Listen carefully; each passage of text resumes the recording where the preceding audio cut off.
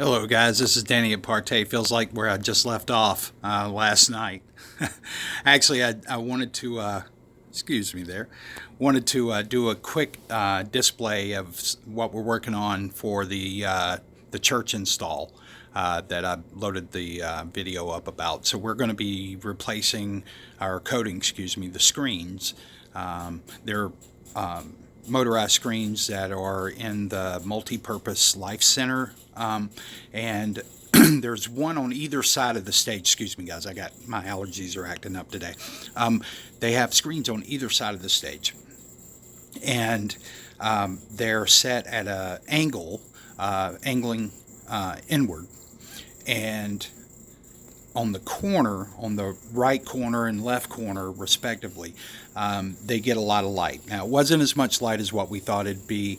It was supposed to be somewhere in the ballpark of about 300, 320. It ended up being today, we turned on all the lights and had them on full blast. Now, we didn't have stage lighting, so we compensated for that with probably an additional 50 lux. And what we ended up with was somewhere in the ballpark of about 286 lux. So it's not going to be as high as what we thought it was going to be. But the good thing is that we still need, because they're using LG PF1000 UWs or something like that. I think it's the actual model number. And they are rated at 1,000 lumens, so lower than what I originally thought.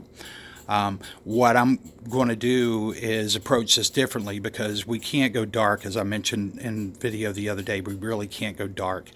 So I'm going to have to go more vibrant, which means that we're going to need more gain, right? So I've pushed gain on this one. So this is what you're looking at now, is 3 coats of a 5-coat screen, and whenever I finish the product I'll show you that too. But this is the backing layer, a reflective layer, and then a balancing layer. That balancing layer is because I had to push super high reflectivity to get it to act and look like a television screen, right? I want it to appear as though it's pushing brightness out. And then I had to use a balancer, because when you go that route, you're definitely going to spot. So balancing it out, a little bit different than the diffuser. It works somewhat the same, but it does have an actual color to it. So the balancer on there is working very well so far. So hopefully the last 2 layers will do the trick and we can move forward. But you can see the difference.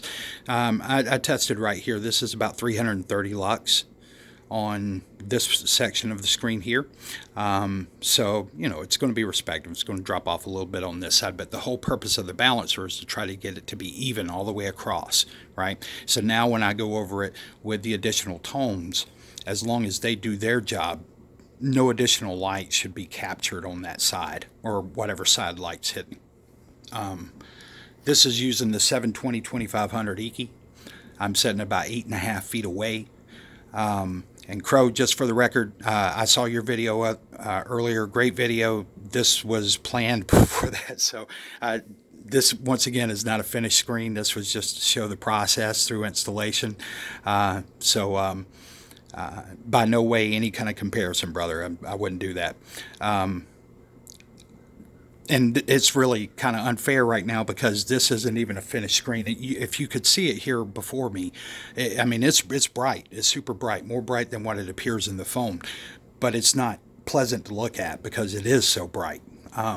It comes off as shiny, right? So, but I'm going to need that, because as I go over it with the final 2 layers, that's where I'm really gauging those. Those are basically being constructed in a manner so that all I do is just add a little color for contrast, and then the last one's just to balance out the brightness so that it once again, it looks like a television screen as best you can with a projection screen.